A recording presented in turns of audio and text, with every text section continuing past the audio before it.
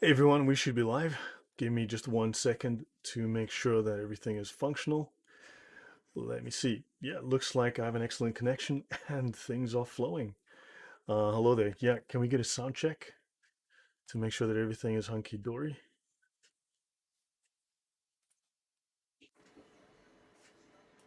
So, hey guys, I see Echter Kafir, I see Bruce, Erkin, thank you very much for joining us again, and I see, yeah. Right guys, so today the plan is, as you know, to talk about the Crusades. Now, I'll probably break this into two parts. I've done a lengthy show about this in the past, and more than one, and I want to talk about some of the reasons for the Islamic Crusades, right, or the Islamic Jihads. And the Crusades were obviously a defensive response to this. And in fact, the Crusades were the event that ensured that Europe was saved for 200 years, which allowed it some breathing room to grow its power and eventually repel Islam. Islam nearly completely dominated Europe and would have turned Europe into the same mess that the Middle East is today. What's Orion Sirius? What is it that you can prove you're not joking? This is live, Bruce. This is me. So I am talking to you live from my house, right? So yeah, and Orion Sirius, what exactly are you wanting to prove that you're not joking about? If you can clarify that, perhaps. Okay, I have no idea who you are. I have no idea what you're talking about because no other comments have come through. So either you behave. I'm not seeing your first message. Hello, everyone. Hey, Najwan. So, yeah, yeah. So I have no idea what the discussion is about there. I'm just going to turn off this one particular element in the stream here. Excellent. That's gone. Right. So, yeah, guys, any questions before we begin, since I will be talking about the Crusades? Okay, drop them in the chat. I'm just going to begin. Let me shift myself over to this side. Hello there, Stephen. Welcome. Thank you. Thank you very much. Bless you as well. And thanks you guys for all the support. So yeah, I hope you guys enjoyed the show last night with Ask Truth. We'll be doing many more in the future. And of course, I've got something interesting planned for next week with Shamun Kakan. It's going to be fascinating. So the Crusades, it's very important that we learn the truth, that we are able to push back against a lot of the false ideas that we are told about the false narrative that is being pushed to destroy Western civilization. It's very important that we do realize we do have enemies. Now, the History Channel some time ago, okay, this would have been obviously in 2008, they aired a show called The Secrets of the Quran. And of course, they didn't reveal any secrets, they just simply told lies that Muslims weren't told about the Quran. So the show explained the ideology of jihad as a result of the Crusades. Of course, the truth is the opposite. The Crusades were the result of the jihad. And of course, this very positive discussion, which didn't, obviously these people didn't want to be Islamophobic. They affirmed that Muslims are only supposed to use force in self-defense, and this is a blatant lie. Okay, buddy. So look, what I'm going to do is I'm going to put you in timeout, right? And when you have something sensible to say, you may come back. Now, it's not true that Muslims may only use force in self-defense. This is, and we will discuss this as we go through the actual discussion of the most authoritative of the Islamic scholars, as we go through the Sharia, right? As we go through the major Islamic law, the sacred law. Now, of course, there are Muslims who go, well, you know, you didn't know what the Sharia is. Now, like they all, just so you know, every single Muslim asks, do you know what the Sharia is? Guys, get a new question, get a new script, get a new narrative, get off that stupid script. Yes, the Sharia is the distillation of what was in the Quran and the Sunnah, as well as the Sirah, which is always somehow forgotten. And this is what the scholars have derived as the laws, the timeless moral laws, the timeless legislation of Allah and from the example of Muhammad. The fiqh is the application of all this. However, even in Islamic circles, people simply say Sharia to mean, well, you know, Islamic law in general. So when I say Sharia, I understand there's a distinction between Sharia and fiqh, as do your own scholars. However, people just tend to use the two terms synonymously. So yeah, if you want to, please quote me as a Muslim, from your fiqh. I know it's not legal for you to do so. I know you're not allowed to do so. I know that you cannot and may not do so, but please go ahead and try.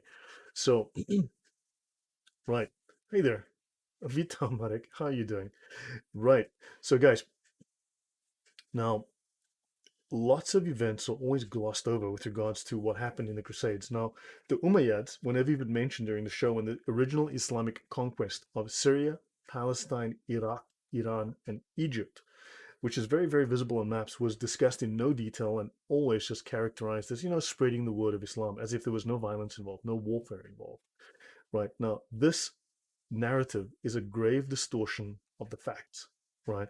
So you have the original Islamic conquest. Remember, the Middle East was originally Jewish and Christian, right? So the Middle East was originally, remember, Jesus came from Israel, right? And that portion, that area around Jerusalem, let's say.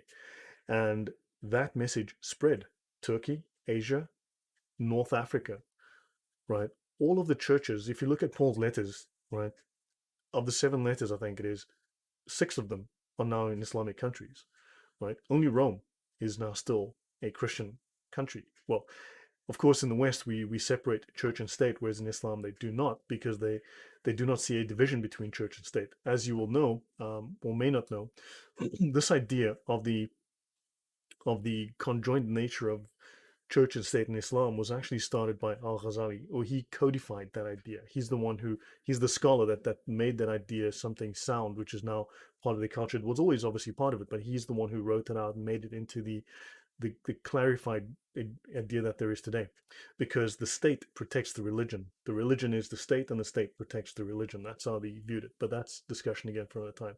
So, any questions? Okay. No, this is not a premiere tomorrow. This is me going live.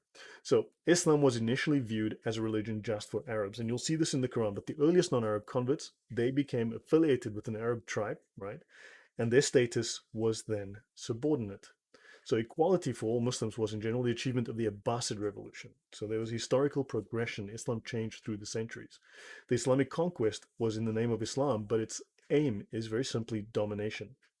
Now, of course, I have discussed before, and I will discuss today again the meaning of deen. It is very important that you realize Islam is a deen, not a religion.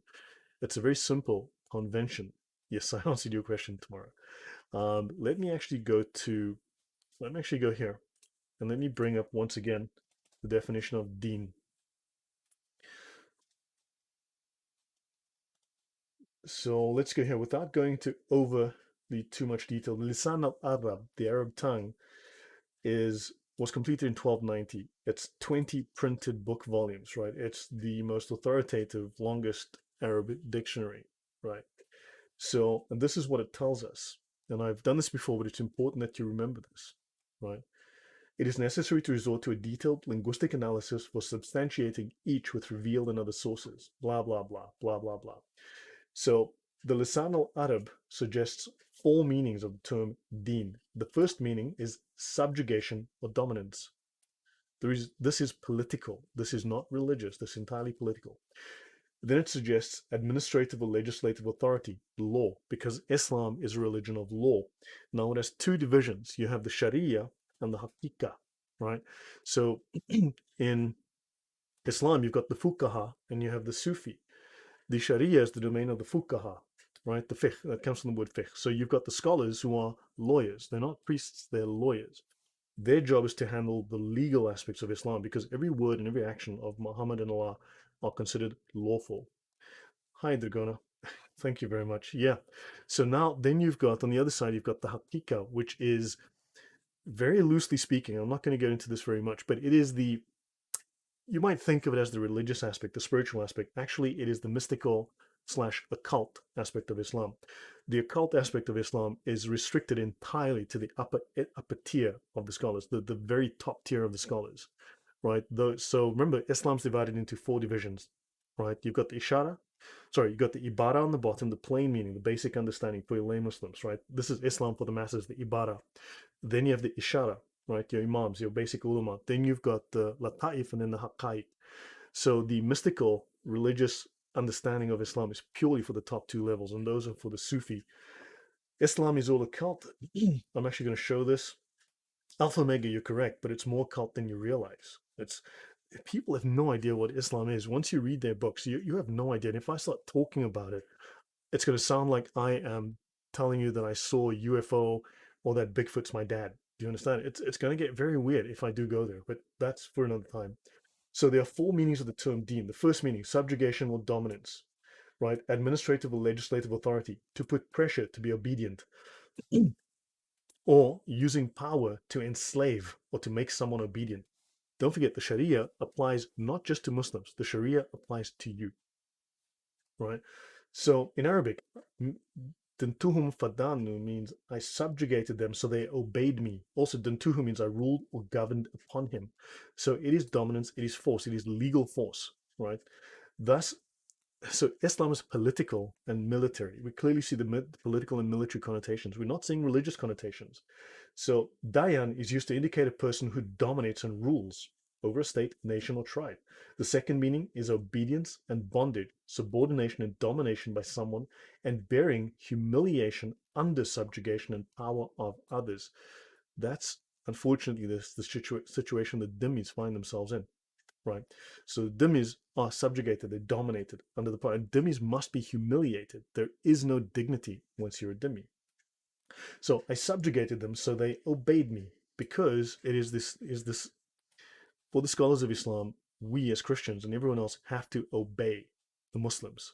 Yes, correct, Mark. It is a totalitarian system. Yeah, it is very communist in many ways. So the obedient tribe is called blah, blah, blah. And here, deen does not mean religion, but it means obedience. The third meaning is rules, regulations, ideology, doctrine, custom, tradition, or religion. And finally, the fourth meaning is reward, repayment, justice, and accountability. Effectively speaking, the what we call from the Western point of view, the quote unquote religious aspect of Islam is roughly 3, 4, 5% of the entire doctrine. So of course, as very intelligent scholars and religious, you know, evangelists and so on, we focus on that 5% and go, good grief, we really have to focus on this. Let's just ignore the other 95%. And this is where Western scholars and the people who are responsible for doing evangelism, for doing apologetics, are negligent, right? So, yeah, so I'll leave that for the moment and let's go back to the Crusades. So let's go back to this. So now the History Channel, of course, glosses over everything that it didn't like in Islam. And so now so the ideology of jihad only exists because of the aggression of the Crusaders, and war in Islam is supposed to be used only for defense. This is the narrative that they're trying to push. Right. Now you can read through some of this later, but now we had the Arab conquest of the Middle East, we had the Turkish conquest of Romania and Hungary, right? Then you've got lots of dishonesty, right?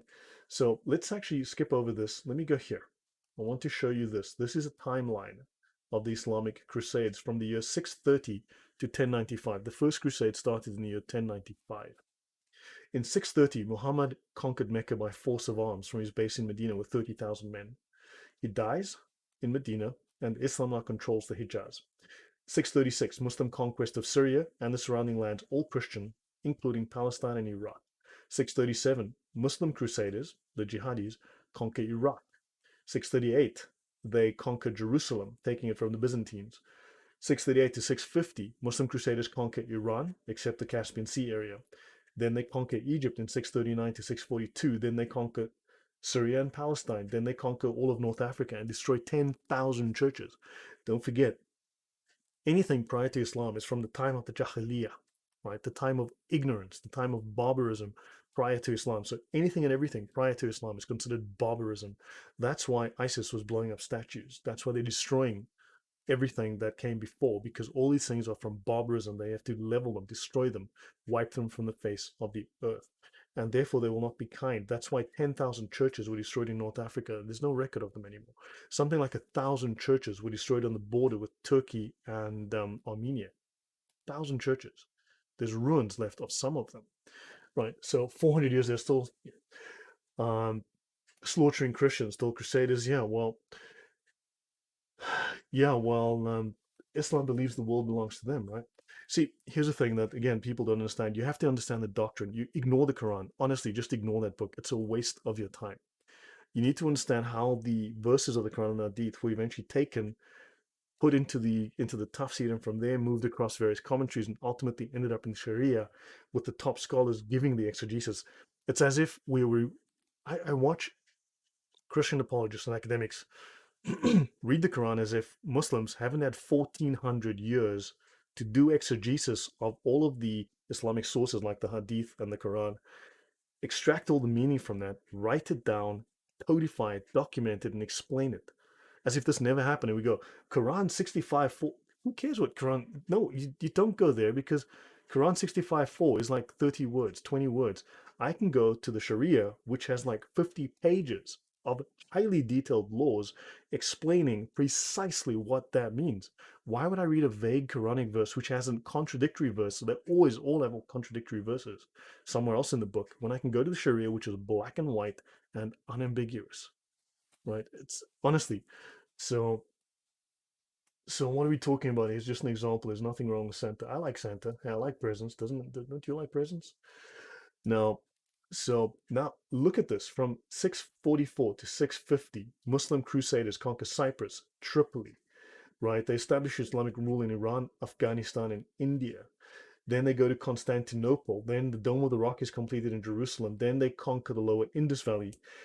Then they go to Spain. So in 711 to 713.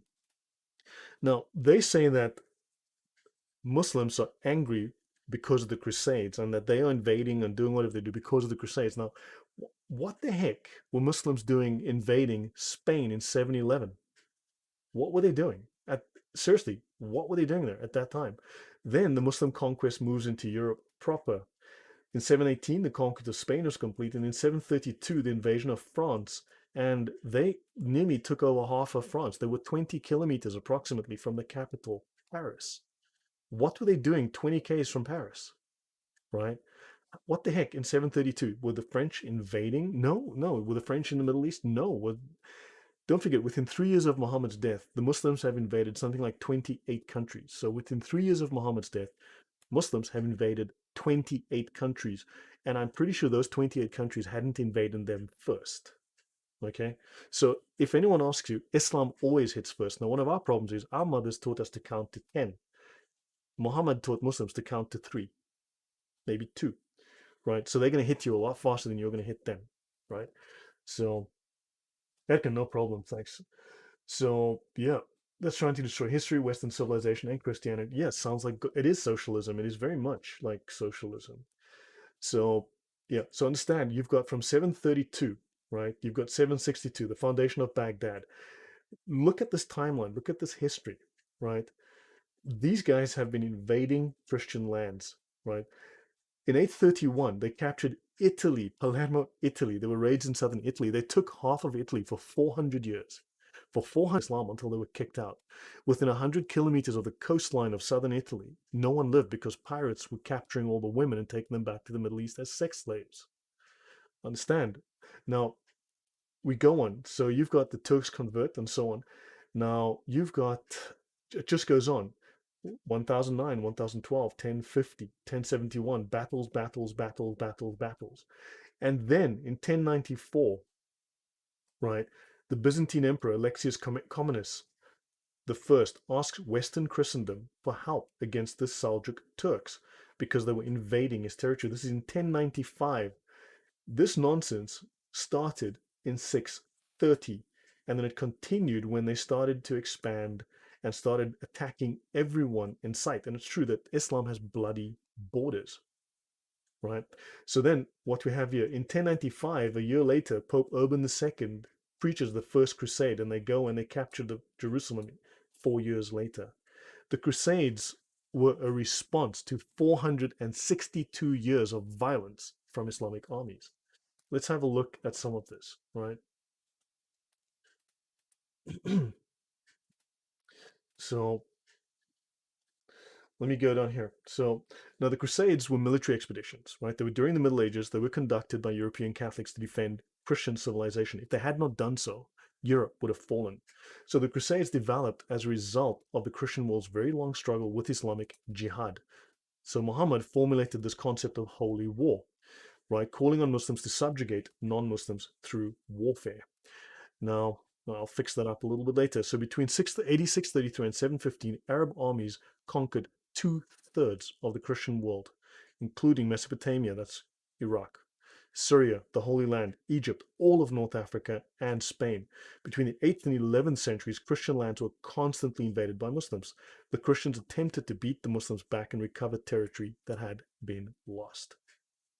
Okay, so now let's just move forward a little bit here. So I don't have to go through everything. You guys, I've sent you the link in the.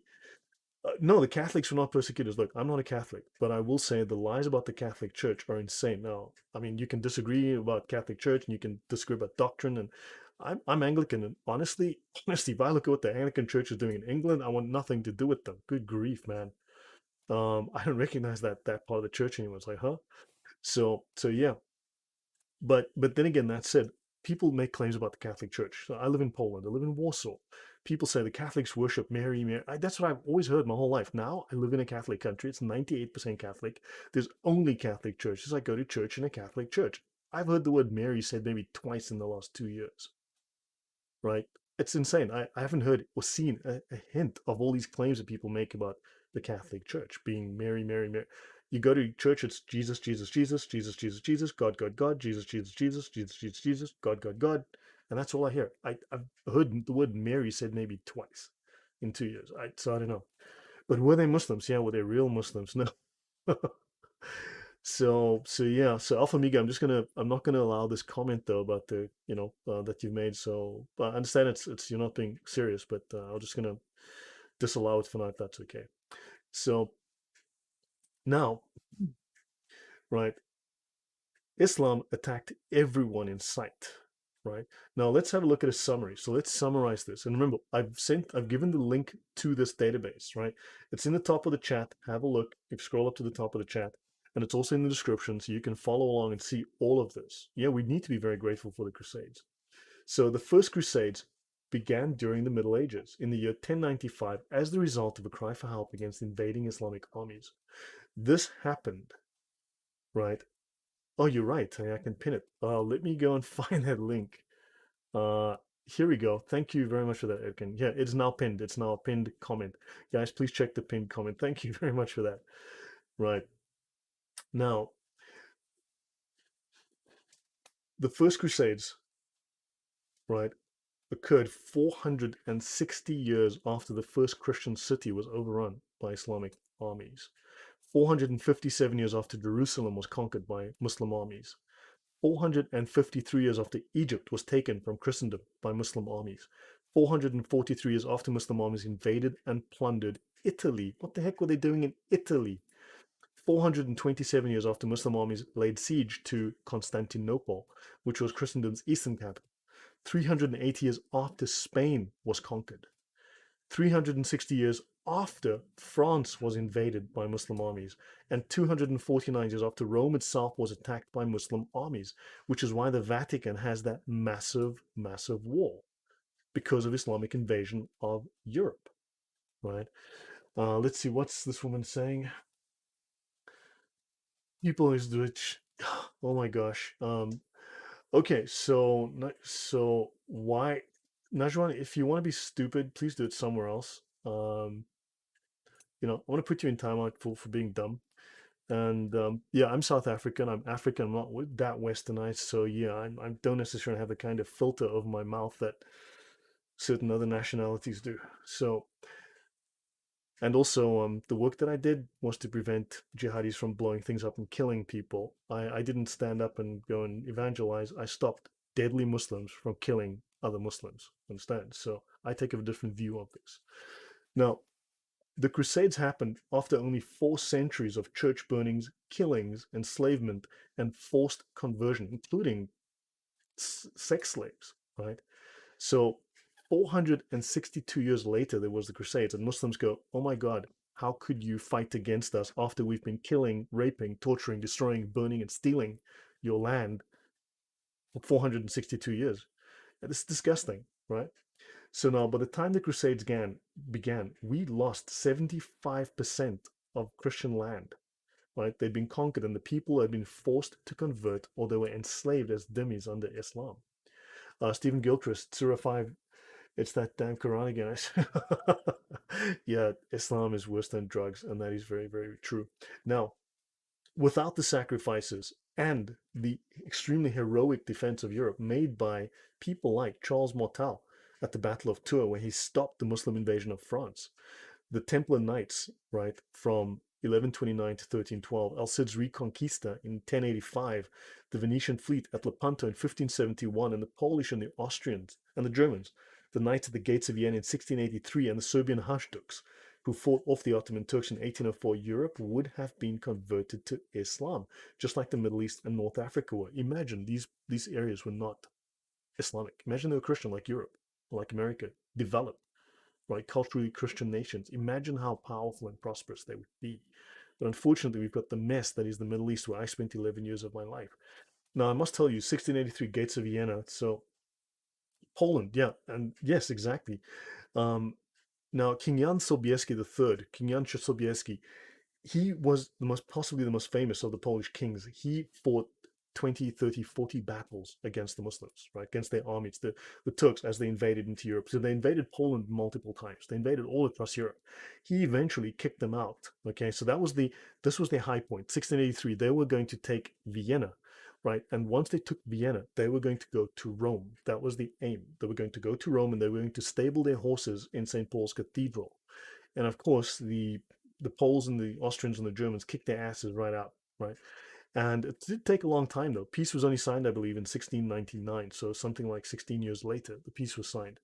However, don't forget, on September the 11th, Europe was under assault by the largest Islamic army to ever invade, nearly 300,000 people, an army of about 230,000 men. And this date is significant, September the 11th, right? And at 4 a.m. on September the 12th, King Jan Sobieski went to war. And he, with 80,000 men, smashed an army of 240,000 men, kicked their behinds completely out of Europe, right? And the reason that Osama bin Laden chose September the 11th was because that is symbolic of the day that Islam was dominant in the Western world. Islam was poised to take Christendom on September the 11th. And oddly enough, no one reads his writing. Everyone loves their conspiracy theories, but my job was a little more practical. And this is why that date is important to them. Okay, because on September 12th, they had their asses kicked. September the 11th, they were dominant. September 12th, they were humble. Okay, so yeah, that is the importance of the date, September the 11th, to Osama bin Laden, who was a very, very good jihadi, right? A very, very serious Muslim. Now, understand, under this jihad, right, that began in the 7th century, three-quarters of Christendom was swallowed up by Islam. So, Stephen, do you prefer? Oh, well, no, thank you, Stephen. I haven't had a chance to check. I'm busy with this, but thank you very much. I'm not sure. I think Stream Elements might charge a fee. Which can be significant sometimes. I think I don't know exactly how it works, but thank you very much. I mean, I do appreciate it. So, yes, Stream Elements does go via PayPal, but there is a fee somewhere involved, and it can be right. So, any questions from you guys so far? Have I missed anything? If there is any comments, just highlight it, and I will try and catch it. Um, so hopefully I haven't missed anything in the meantime. Now, understand, so let's have a look at some of the European nations and territories and others that were attacked or came under Muslim occupation, sometimes for centuries. Now, this is not a complete list. I did not complete this list, and this is something I need to spend time with. And if any of you have more information than me, please, by all means, pass it on. I'd be very interested in knowing more. Albania was attacked in the late 14th century. Armenia, 640 to 645. Now, I'm pretty sure we'll find no evidence of the Armenians going to attack the Middle East in that period, right? So Osama bin Laden is the last. Okay, so then you've got Austria. They attacked Vienna in 1529 and 1683. They attacked Belarus, Bosnia Herzegovina, Bulgaria, 1396 to 1878. They attacked Crete in the 650s, and they stayed there till 961 when they were removed, right? Serious. A serious Muslim. Did he have a prepubescent 6-year-old wife? Yeah, no, maybe not. I don't know. But actually, let me just pop this in here. Yeah, who knows? Um, Yeah, the genocide in Armenia, exactly. They were finishing the job they started. They were simply finishing the job they started. And next, they attacked Denmark. Did you know that? Did you know that? They attacked France and they were kicked out of the Battle of Tours in 732. There were about 40 battles. Okay, they were in Georgia, Greece, Hungary, Iceland, Ireland, the Baltimore. The Muslims went to Baltimore and Islands, the city of Baltimore and Ireland. They captured 100 women and children. The women and children were taken back as sex slaves and as slaves. What the heck were they doing in Ireland? Think about it. What did the Irish do in the Middle East to upset them? Well, nothing, obviously. Okay, yeah, people don't know. They attacked Italy more than once. They held half of Italy for 400 years. They were in Lithuania, Macedonia, Malta, Poland in 1669, 1671, and 1672 to 1676. What the heck were they doing invading Poland, of all things? And look, there's one thing I know about Polish people. They love a fight. Oh my God. The Polish don't give up. So, Romania, Russia, Sardinia, Serbia, Sicily, Palermo, 14 June 827 to 1091, Spain from 711 to 1492, 700 years in Spain, and the Ukraine from the 15th to the 18th century. What in the heck were they doing in these countries? Yeah, the Barbary Pirates, exactly. Now, there are links. If you go to the database, click on these links. These are actually some very interesting notes, and you'll learn some shocking information about how these Muslims invaded this long list of countries. It's incredible. Understand? They don't teach you this in school. They go, well, the look. Certainly, there were crimes committed during the Crusades, but that's war. That's war. That's people. However, right? They don't tell you this part. Did you think the Muslims were nice and sweet when they were doing their jihad across Europe? No. Yeah, so Dragona Daenerys says, yeah, Serbia was 500 years under the Ottoman Empire. Exactly. Right, so I'm going to play this now. I'm going to have to, I've got my earphones in. So I'm going to play this little video so you guys can watch this for a minute. We just enable the audio.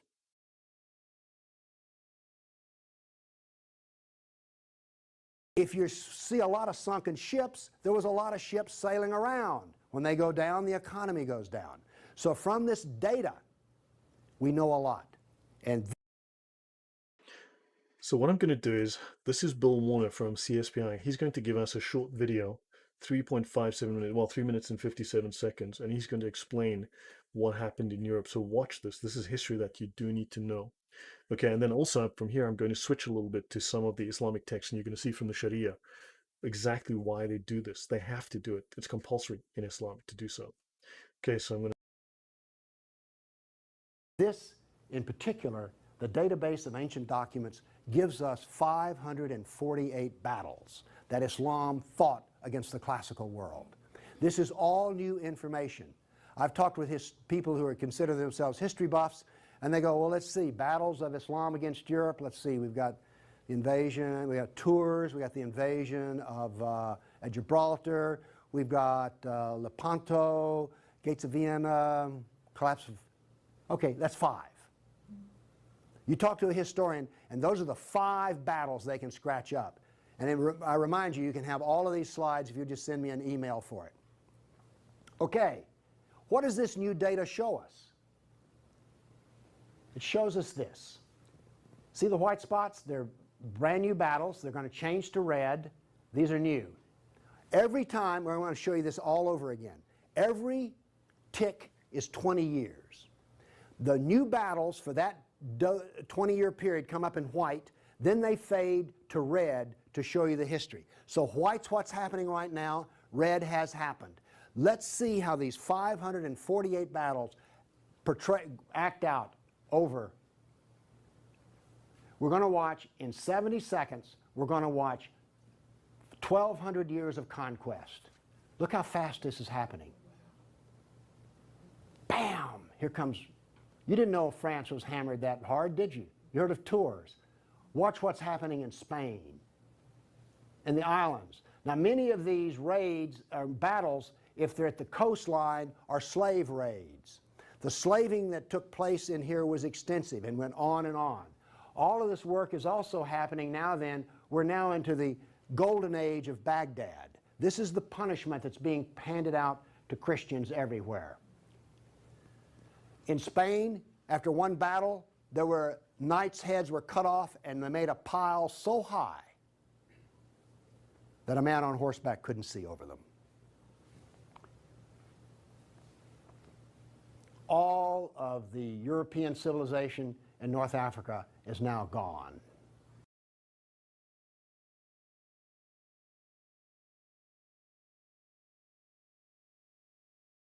Now, pretty soon, and by the way, there will be a period of time, and you can see the clock running up here, there will be a brief blip of 5 battles that occur in North Africa, the Barbary Pirate Wars. We're on there. Okay?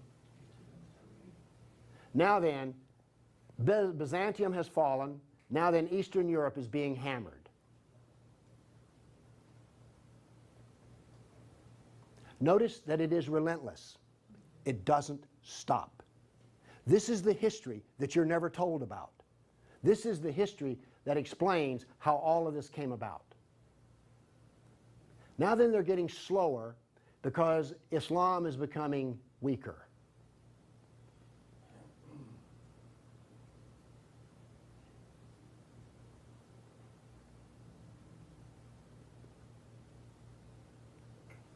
Why was it becoming weaker? Corruption. All empires collapse from the inside ultimately. Okay. I say that what caused the collapse of classical civilization was not the invading German barbarian tribes. I say that classical civilization was destroyed by Islam. Okay, I hope that was interesting. So what you have is a situation where previously there was trade. Islam stopped all the trade. So one of the reasons for the voyages of discovery, for instance, from Europe to India, the reason for Vasco da Gama, the reason for Columbus, was because Islamic conquest had cut off all the trade routes. And just like the caravan robber that Muhammad was, his followers, his followers all decided to do the very same thing. So those trade routes were no longer safe. They impoverished Europe and they caused the Dark Ages. The Dark Ages were not caused by the invasion of the Visigoths. They were caused by Islam cutting off all trade from North Africa, from Asia, and therefore the sea routes to the south were discovered so that they could move all the way and do trade again with the East. Understand, this is insanity. This is Islam, and this is the history they will not talk about. There was a question. I watched the doco from Ihaka Hati. I watched the doco that the USA was paying 20% of their GDP to Islamic countries to stop the Barbary pirates, but they didn't stop. So they decided to spend it in a fleet to kick their asses instead. Yes, that is true. So America was a new country, it was so formative, and there's actually George Washington's Quran, and Obama and others have tried to spin a story about it. But George Washington got himself a copy of the Quran so that he could understand exactly why they were doing what they were doing. And he and Thomas Jefferson asked the head of the Turkish consul general, the Turkish ambassador at the time, why they were doing what they did. And the Turkish ambassador very bluntly said, because, yeah, Thomas Jefferson's Quran, thank you, yeah. And he said, because Allah orders them to. Allah orders them to attack the infidel and take plunder from them. And America was paying 20% of its GDP. As a young nation, it could not afford it, but it was paying that. And so eventually Thomas Jefferson and so on, George Washington, they said, well, we need to do something. So they formed the Marines. And the first battles that the US fought after independence was against the Barbary pirates, against Islam, against Muslims in North Africa. And they were stopping slave trades. They were stopping raids on their goods. And yeah, so that's why the anthem of the Marines has "To the Shores of Tripoli," because they had to go to Libya to free their people. They had to go to Libya to stop these people who were robbing America. Understand? So this is history that you don't hear about. Canadian Imams say, if you don't do something, avalanche about. Yeah, of course. Yes. They need more of an avalanche. To the Shores of Tripoli in the Marine Anthem. Exactly so. So again, people don't realize this, and we need to start to study our history. Now, obviously, I'm not going through every word in my text here. Again, you have access to it. Please download it. Thomas Jefferson kicked the asses of the Barbary pirates to the shores of Tripoli. Exactly. Right. Now, hi, Stephanie. Good to have you. Thank you. Yes. Now, so the Muslims invaded Jerusalem in the 7th century. And don't forget, the high watermark was in Europe when they were defeated at Vienna on September the 11th, 1683. Now, if the Christians had not responded, if the Catholic Church, and guys, the Catholic Church saved Europe, okay? Everyone has lots to say about the Catholics, and, you know, if it was not for the Catholic Church, Europe would have been Islam. You'd be praying bent over with your ass in the air right now. Okay, so be grateful. Okay, get some perspective on history. Now, Pope Urban. Now, at the time, the doctrine of good. I've suddenly just forgotten the word, but the doctrine of the justified war. I think if someone can look it up for me and just give it to me, but because Christianity itself does not legislate war, yes, we would all be right. There was the doctrine of the moral war, something I can't remember. For some reason, the term just escaped my mind. But Pope Urban II said to Christians in the Crusade era, for your brethren who live in the East are in urgent need of your help, and you must hasten to give them the aid which has often been promised to them. For as most of you have heard, the Turks and Arabs have attacked them and have conquered the territory of Romania, the Greek Empire, as far west as the shores of the Mediterranean and Hellespont, which is called the Arm of St. George. They have occupied more and more of the lands of those Christians and have overcome them in 7 battles. They have killed and captured many, and have destroyed the churches and devastated the empire. If you permit them to continue for a while with impunity, the faithful of God will be much more widely attacked by them. On this account, I, or rather the Lord, beseech you as Christ's heralds to publish this everywhere, and to persuade all people, whatever rank, foot soldiers and knights, poor and rich, to carry aid promptly to those Christians and to destroy that vile race from the lands of our friends.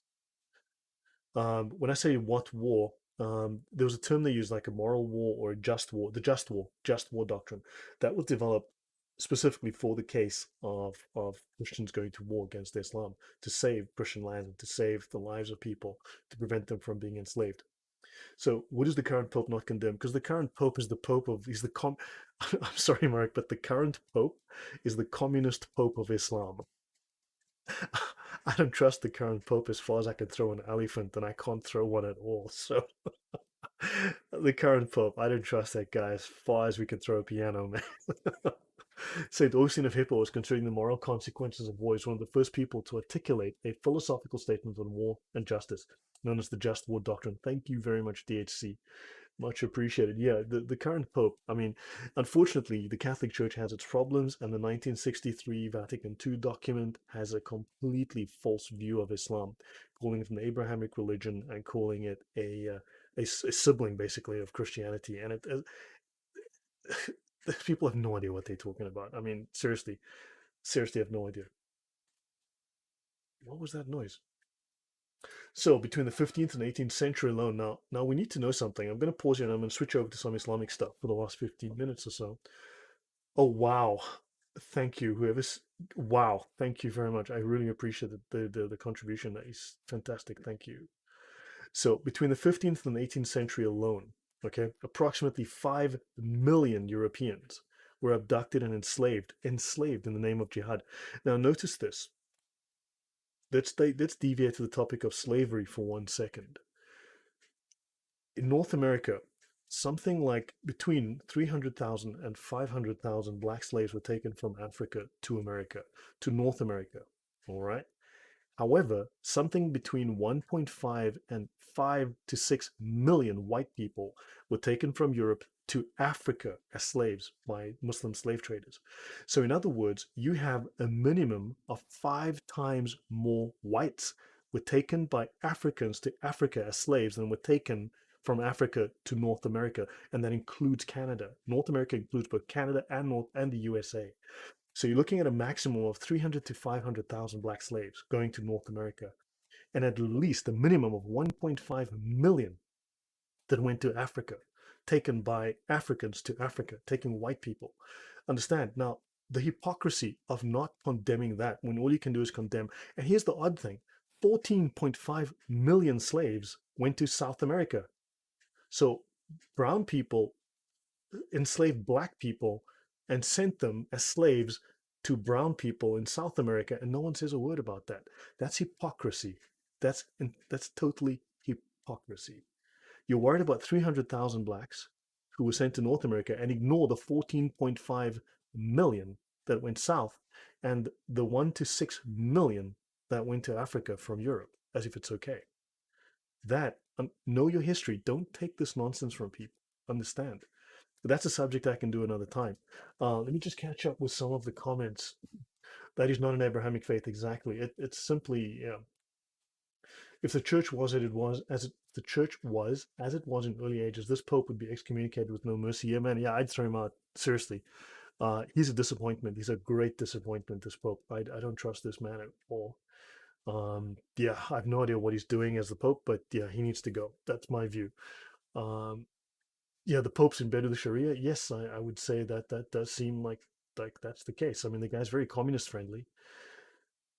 And Birkin, was there a comment from you? Don't see one. Okay, guys, now I'm going to switch over to something else for a minute. Now we got to talk about. Let me go to. So now I'm going to share my entire screen. I'm going to remove. I'm going to capture the whole screen, and I'm going to go. Okay, so you guys should be able to see this. So I'll go for a little while still. Peter Scherer, prediction on current pope. If you call him a communist, he will reply, by the sacred beard of Karl Marx, this is a lie.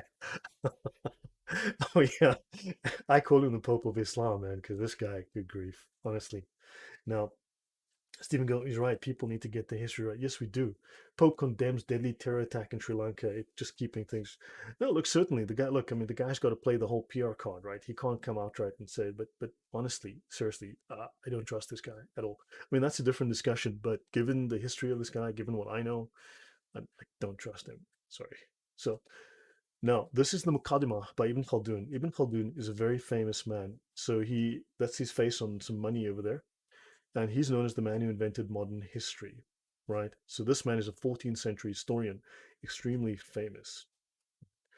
Now, let's have a look. He writes in his book, The Muqaddimah, an Introduction to History, which is the classic history, Islamic history of the world, right? What do you think about the Day of Islam? I've never heard of that, but dude, honestly, it bothers me. It bothers me seriously because the 1963 Vatican II document on its discussion of Islam, it's completely wrong, if not maliciously wrong. Look, here's the thing: if evil doesn't get you, ignorance will. And if it wasn't evil men who put those statements in there, then certainly the ignorance is going to catch up with them and have the same consequence. So now he says, now Ibn Khaldun is Islam's greatest historian, and he was a great Islamic scholar, a very learned Muslim. Right, he was one of the ulama. So in the Muslim community, the holy war is a religious duty because of the universalism of the Muslim mission and the obligation to convert everybody to Islam, either by persuasion or by force. Therefore, caliphate and royal authority are united in Islam. In other words, there is no separation between mosque and state, right? So the person in charge can devote the available strength of the state to both of these at the same time. And he goes on to say the other religious groups did not have a universal mission. Holy war was not a religious duty to them, save for the purposes of defense. The person in charge of religious affairs in other religious groups is not concerned with power politics at all. Royal authority has nothing, okay, to do with religion. In other words, we have separation of church and state. Now he goes on to say, not because they are under obligation to gain power over other nations, as is the case with Islam. In other words, Islam is under the obligation to gain power over other nations. They are merely required to establish their religion among their own people. Right? They are merely required to establish their religion among their own people. Now, let's have a look at the Muqaddimah on the chapter called War by Sea. There's a lot more of this, and I'll probably break this into 2 episodes or more. So the royal and governmental authority of the Arabs became firmly established and powerful. The non-Arab nations became the servants of the Arabs and were under their control. Every craftsman offered his best services. The Muslims wished to wage the holy war by sea. That's that non-existent holy war that Muslims don't do. They embarked the army and fighters to fight against the unbelievers across the sea. Clearly, this highly educated Muslim is an enemy of Islam. So they embarked the army and fighters to fight against the unbelievers across the sea. This was the special concern of the provinces and border regions closest to the shores of the Mediterranean, such as Syria, Africa, the Maghrib, and Spain. So notice we did speak about that. I did mention that this is a problem. I just need to disable my camera for a second. Numan, the governor of Africa, that a shipyard be set up in Tunis for the production of maritime implements, as he was desirous of waging the holy war. From there, the conquest of Sicily was achieved in the days of blah, blah, blah, blah.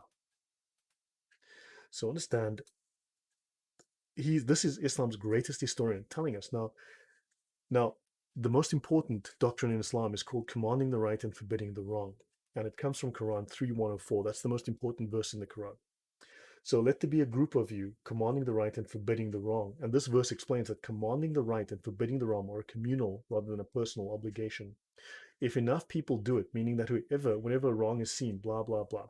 So, yeah, let's not get too deep into that. But it's important for Muslims to command the right. In other words, to enforce the Sharia, to spread the Sharia.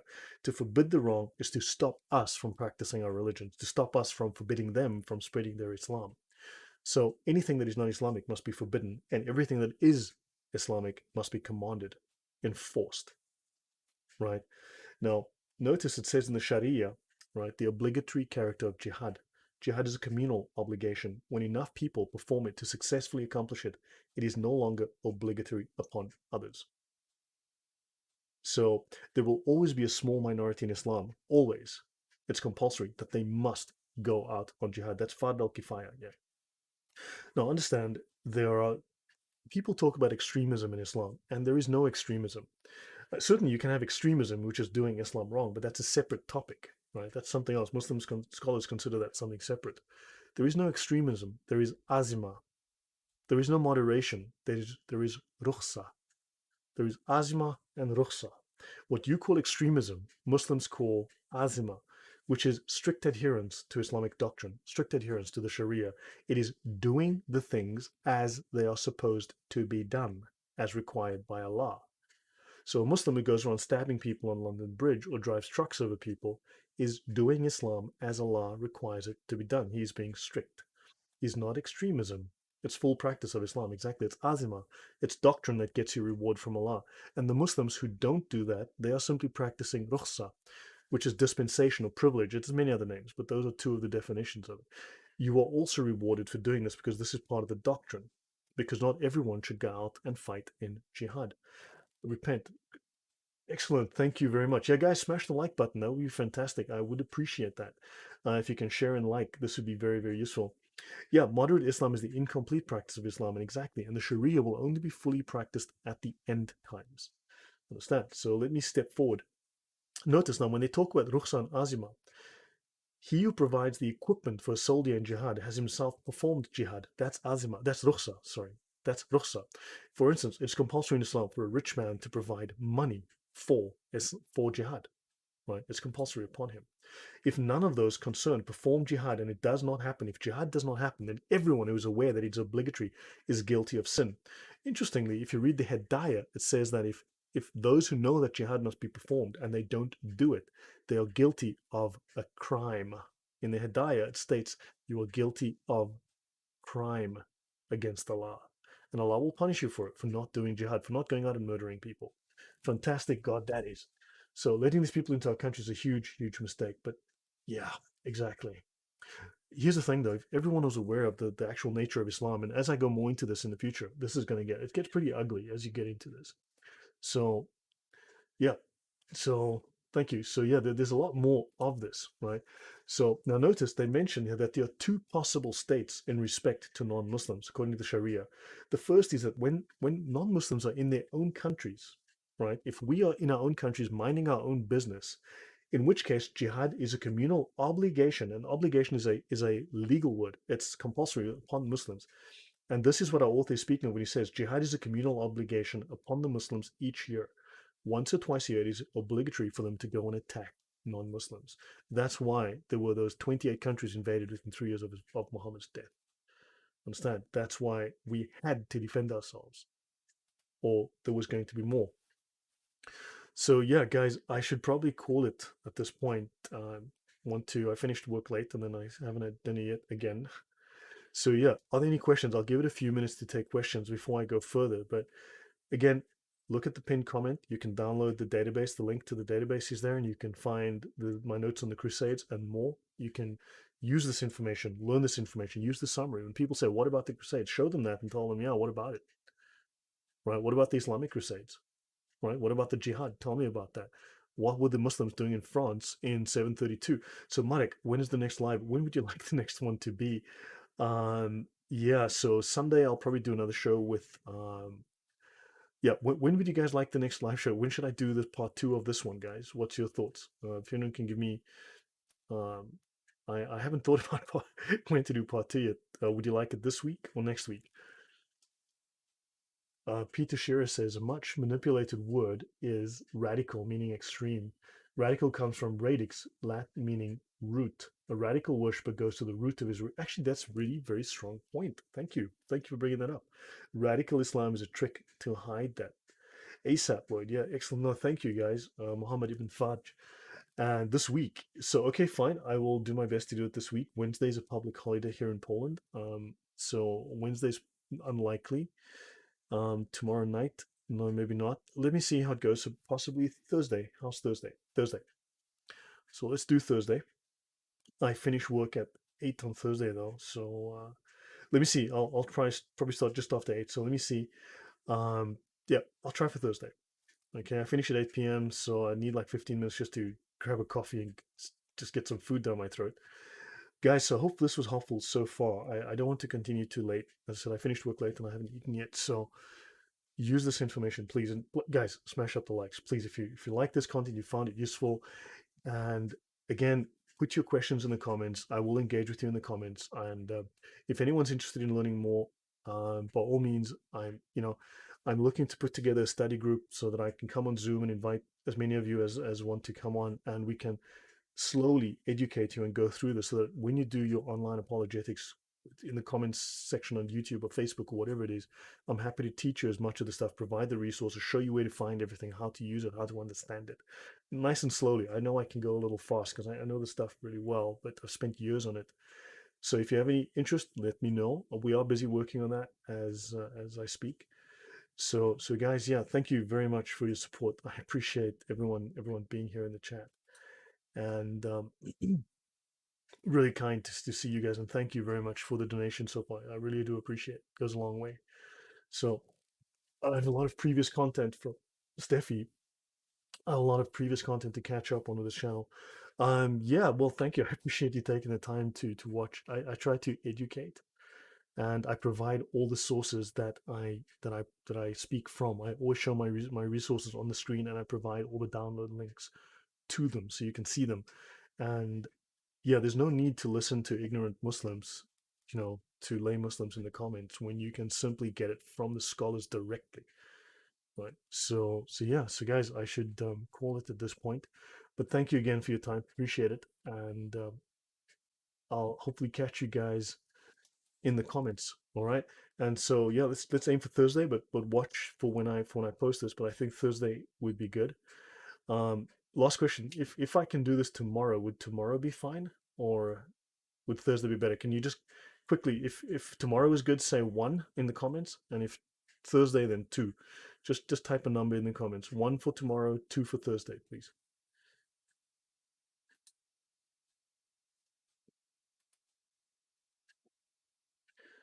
Okay, so far everyone's for tomorrow. Peter Scherer maybe a bit more dealing with someone's YouTube videos like he did with Bill Warner today. How do you mean that, Peter? Maybe a bit more dealing with someone's YouTube video. Um, if you can just explain what you mean or drop me a comment to explain it. I'm not quite sure what you mean.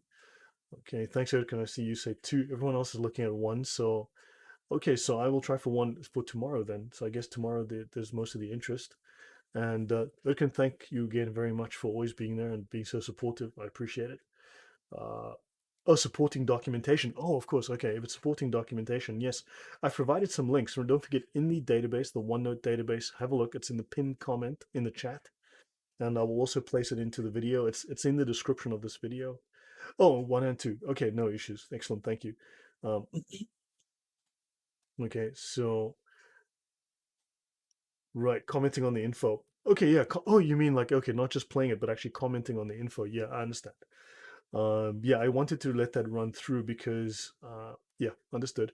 Yeah, but also the information is available. Otherwise, we could be here forever, Mohammed. That's just, yeah, or we could be here forever discussing some of this. But understand you've been lied to. People are lying to you. This is bad history. Understand that we were the victims and we were defending ourselves. Islam is wonderful at playing the victim. So don't let them win the narrative war after they've actually conquered 75% of Christian lands. If these lands were Christian, the world would be a very different place, and we wouldn't have to deal with Muhammad with semen on his clothes.